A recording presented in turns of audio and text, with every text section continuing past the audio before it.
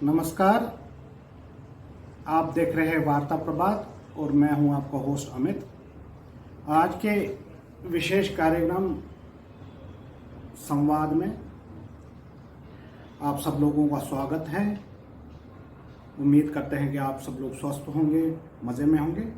तो शुरुआत करते हैं। आज एक ऐसा विश्लेषण करेंगे जिसने बीजेपी और राष्ट्रीय राजनीति में एक नया चर्चा शुरू की है। चर्चा क्या शुरू की है ये भी आपको बताएंगे और किससे क्या पूछा गया ये भी आपको बताएंगे। तो शुरुआत करते हैं। ये जो हमारा कार्यक्रम है संवाद, जहां हम सिर्फ खबरें नहीं बताते बल्कि उनके पीछे की परतों को भी खोलते हैं। जैसा आपको पता है, कोई भी भारत की या अंतर्राष्ट्रीय खबर हो, उसका हम एक विश्लेषण करते हैं, उसके पीछे क्या भूमिका है वो भी आपको बताते हैं। तो इसी संदर्भ में आज हम शुरुआत करेंगे। जो हमारे राष्ट्रीय स्वयंसेवक के प्रमुख हैं डॉक्टर मोहन राव भागवत, उन्होंने क्या कहा। वो चेन्नई में एक समारोह में बोल रहे हैं। समारोह क्या है कि जो संघ का 100 वर्ष पूरे हुए हैं, उसके बाद राष्ट्रीय स्वयंसेवक संघ पूरे देश भर में कार्यक्रम आयोजित कर रहा है। पूरा 1 वर्ष ये चलेगा। पिछले विजयदशमी से लेकर के उन्होंने ये शुरुआत की है। तो वो हर भारत के हर प्रांत में जा रहे हैं और वहाँ पे डायलॉग और डिबेट कर रहे हैं। तो इसी संदर्भ में उन्होंने क्या कहा और उनसे क्या पूछा गया ये बताते हैं। तो आरएसएस प्रमुख मोहन भागवत जी ने ये साफ कर दिया कि उनसे जब पूछा गया कि मोदी जी के बाद, पीएम मोदी के बाद उनका उत्तराधिकारी कौन होगा, यानी कि पीएम मोदी जब रिटायर होंगे तो उसके बाद भारत का प्रधानमंत्री का चेहरा कौन होगा बीजेपी की तरफ से और क्यों होगा। तो इस पर मोहन राव भागवत जी ने बहुत ही अच्छा उत्तर दिया। जहां तक मैं समझता हूं, उन्होंने कई चीजों को विराम दिया है। उन्होंने ये भी दर्शाने की कोशिश की कि भारतीय जनता पार्टी के जो आंतरिक फैसले हैं उसमें संघ की कोई भूमिका नहीं है। हम नहीं जानते दोस्तों भूमिका है कि नहीं है, लेकिन संघ एक सपोर्ट सिस्टम रहा है शुरू से भारतीय जनता पार्टी का, जैसा कि आप जानते हैं। तो मेरे हिसाब से ये तो नहीं लगता कि आरएसएस का हस्तक्षेप ना हो, लेकिन फिर भी मोहन राव जी ने जो कहा है हम उस पर विश्लेषण करेंगे, इधर उधर की बातें ना करते हुए। तो उन्होंने ये कहा कि पीएम मोदी के उत्तराधिकारी का फैसला बीजेपी और पीएम मोदी ही करेंगे। क्या ये बयान बीजेपी की भविष्य की राजनीति की दिशा दिखाता है, एक नई दिशा देता है? क्या ये संघ ने एक स्पष्ट बातों में अपना रुख पेश किया है?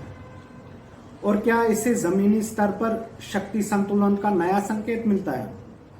तो आइए शुरू करते हैं आज का संवाद विस्तृत विश्लेषण के साथ।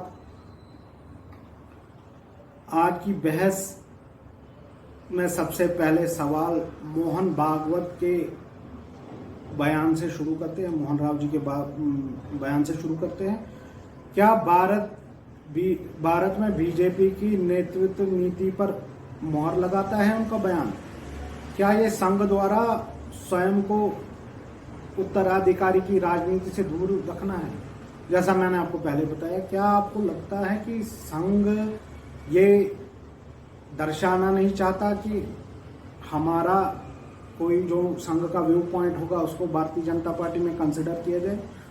फिलहाल उन्होंने इन सारे अटकलों पर विराम लगा दिया है मोहन राव जी ने, और उन्होंने कहा ये नेतृत्व का जो भी फैसला होगा वो भारतीय जनता पार्टी का अंदरूनी मामला है और उसको भारतीय जनता पार्टी और मोदी जी ही देखेंगे।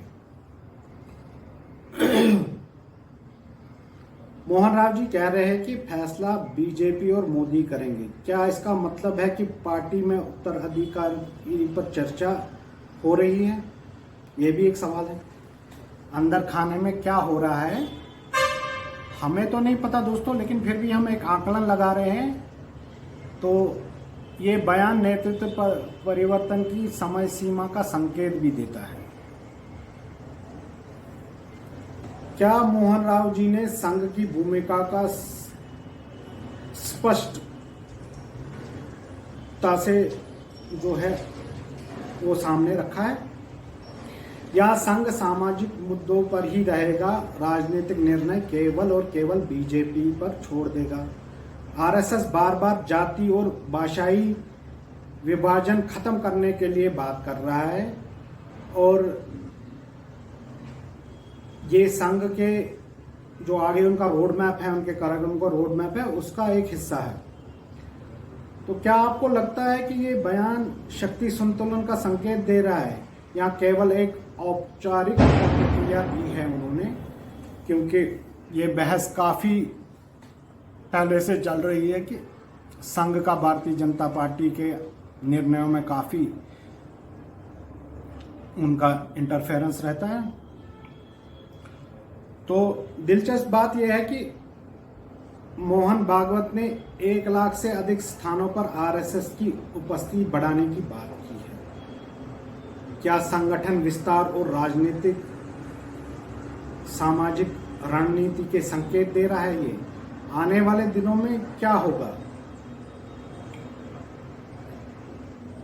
बहुत महत्वपूर्ण और विचार करने योग्य बिंदु सामने आए हैं, जिसमें नेतृत्व, संगठन और राष्ट्रीय राजनीति है। तीनों पर यह बयान दूरगामी प्रभाव छोड़ सकता है।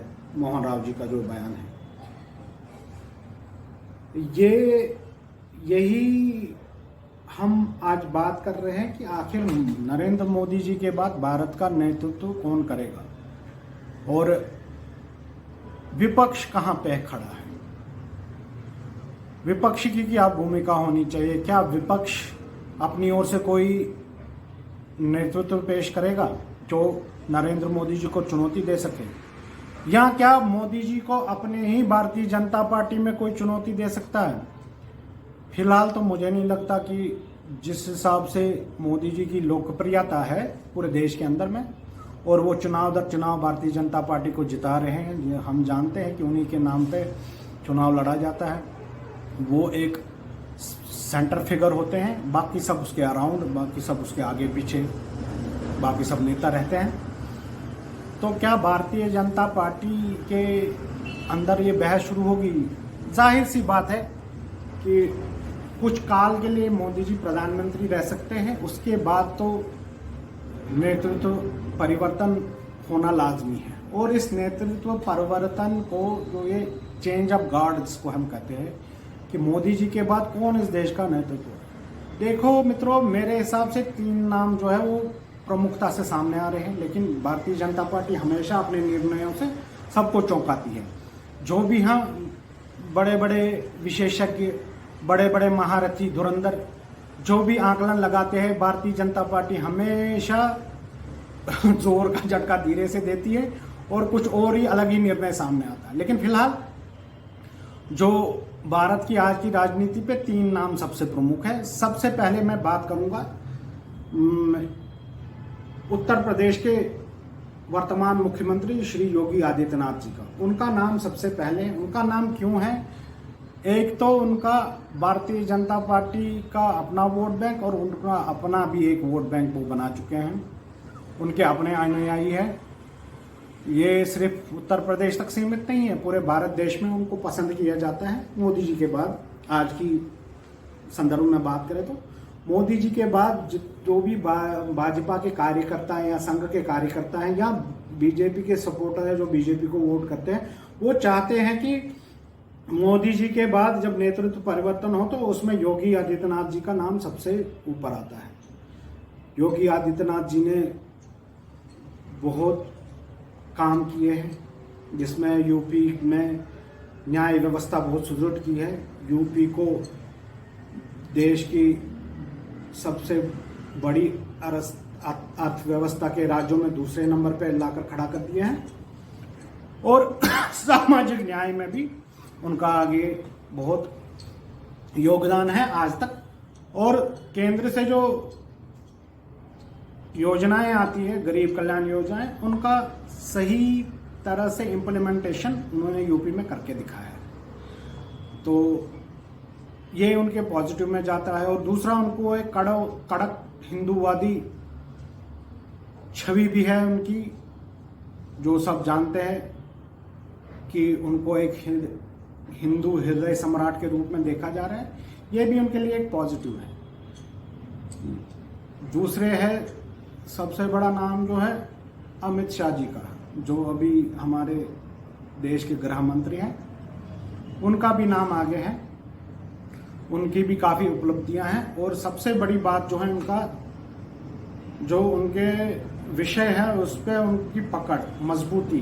और आप अगर पार्लियामेंट की, संसद की कार्यवाही देखते हैं, संसद में आप देखेंगे उनका भाषण एकदम सटीक होता है, no if and buts, clear cut होता है और पूरा एक स्टडी करके आते हैं। यानी कि विषय की जानकारी पूरी तरह से, कोई इधर उधर नहीं भटकते, जो मुद्दा है इस पर जवाब देते हैं, अपनी प्रतिक्रिया देते हैं। और उनकी एक बहुत ही सख्त नेता की छवि है और उनको राजनीति का गुरु भी माना जाता है। जैसे कई जो महानुभाव हैं उनको चाणक्य की उपाधि भी देते हैं, उनको चाणक्य से तुलना भी किया जाता है, यहाँ तक कि उनको भारतीय जनता पार्टी का चाणक्य भी कहा जाता है।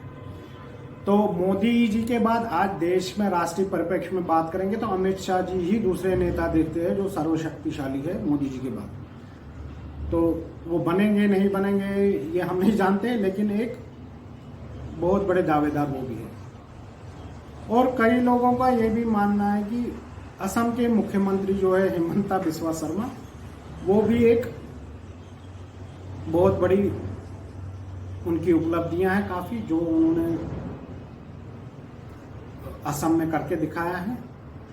और हालांकि वो कांग्रेस से आए हुए थे भारतीय जनता पार्टी में, लेकिन फिर भी भारतीय जनता पार्टी के नेतृत्व में उन पर भरोसा जताया, उनको मुख्यमंत्री की कमान दी। और उनके बयानों को आप अगर देखोगे, वो भी बिल्कुल एक साफ तरीके से अपनी बात रखते हैं। उनको एक बार किसी एंकर ने पूछा कि आपको मुस्लिमों का वोट नहीं चाहिए, आप मुसलमानों के खिलाफ बोलते हैं। उन्होंने बोला मैं मुसलमानों के खिलाफ नहीं बोलता, लेकिन मुझे उनका वोट नहीं चाहिए। तो एंकर ने पूछा क्यों, तो उन्होंने बोला क्या मेरे कहने से अगर मैं कहूँ क्या वो वोट देंगे? नहीं देंगे, क्योंकि मुझे पता है वो वोट नहीं देते हैं। जहाँ तक हम भी जानते हैं 1-2% मुस्लिम आबादी को छोड़ के भारतीय जनता पार्टी को वो कभी वोट नहीं करते। तो ये सब चीज़ें हैं, तो ये भविष्य बताएगा कौन है। फिलहाल हमने आपको बताया ये 3 कंटेंडर है मोदी जी के बाद जो हमें लगा। लेकिन मोहन राव भागवत जी ने स्पष्ट किया कि ये नेतृत्व का फैसला जो है भारतीय जनता पार्टी ही लेगी। और संघ जो है वो एक मार्गदर्शक के रूप में अगर चाहे भारतीय जनता पार्टी तो वो उनका मार्गदर्शन कर सकते हैं। तो आपको आज का ये संवाद का विश्लेषण कैसा लगा ज़रूर बताइएगा। तो अगले संवाद के अगले अंक में आपसे जल्द ही फिर से मुलाकात होगी। तब तक के लिए दीजिए आज्ञा। नमस्कार, जय हिंद।